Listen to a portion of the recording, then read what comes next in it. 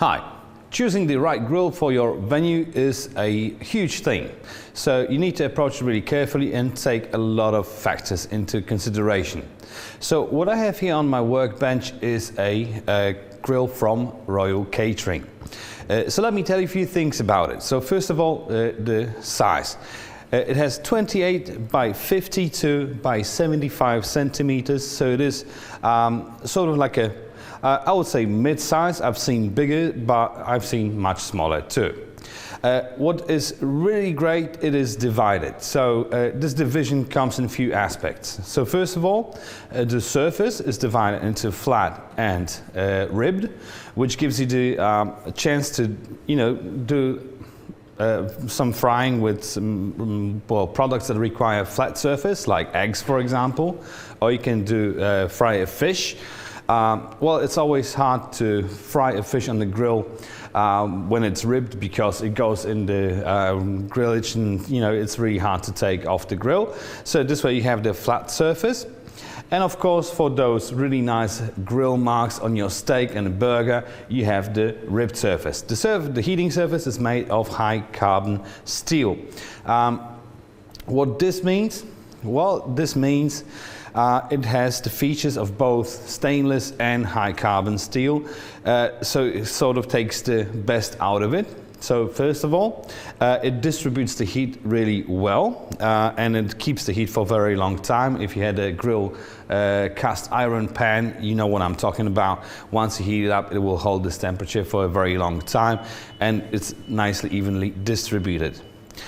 Also, the stainless steel part makes it quite resistant to corrosion and resistant to scratches, and it will look good for a very long time. And it's also well, not thermoplastic, so which means when you heat it up it will not fold or anything, but there's also the feature of the high carbon steel, which means it is quite well, not very, but it is prone to corrosion due to contact with acids and water, so you have to preserve it. So after service you need to clean it. I get to the cleaning bit in a second, but let me get to controls and power outlets first, because that's very important. This grill has the power of 2 times 3.2 kilowatts of power, so it's quite a lot. It is divided in two, and so are the power outlets. So you can plug it in a normal wall socket. It just uses normal voltage, and each part is powered individually, which is great because if you don't need one part, if the business is slow, for example, you can turn one bit off. That's why you have also divided controls just up front here. So you have 2 temperature regulations. You can regulate the temperature between 50 and 300 degrees.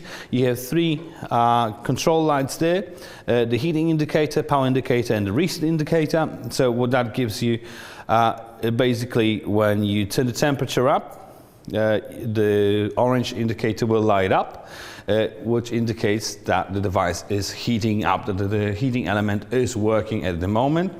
The power indicator, so the green light, indicates that the power is on, so as soon as you plug it in, it should light up. The red button lights up when the device overheats and it trips the safety. The thermostat will trip the wires, so basically will turn off the device, so it actually prevents from permanent damage, actually. So that's a good thing. The reset button is in the end at the back of the device, so it's held by a protective cap, so you just unscrew it. If the safety has been tripped, it will jump up, so you can press it and it should start working again. Put the cap back on, and that's very easy and simple. All right, if it comes to cleaning, what I mentioned is the high carbon stainless steel alloy. So after service, you should always clean it. There's a couple of things also. When you turn it on, when it's heating up, it will discolor. The process called bluing is actually something that is very good for the steel. It creates a protective layer. Maybe it won't look great, but remember, you can reverse the process. There's special paste for metal that you can take off the discoloring.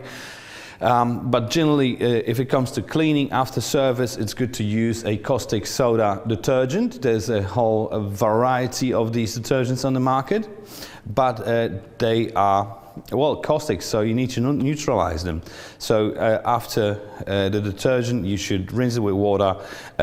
Afterwards, just smear it with some vinegar solution, water vinegar solution. That will give you this nice shine on the grill. And of course, it would neutralize the caustic detergent. Afterwards, however, because as I mentioned, the stainless steel will react with acid, such as vinegar, you should always baste it with a little bit of oil. The same oil you use for cooking, best. All right, talking about the oil, as you can see, there's a trough with a hole there that will collect all the excess oil and juices that may flow out of the product, and it will be collected by this drawer. So this drawer you can take out and basically clean it out. It's, of course, it's dishwasher safe, so after it's clean, you just put it back on. So that's about all I have to this particular product. I hope I explained everything properly. I thank you guys very much for watching, and I see you next time.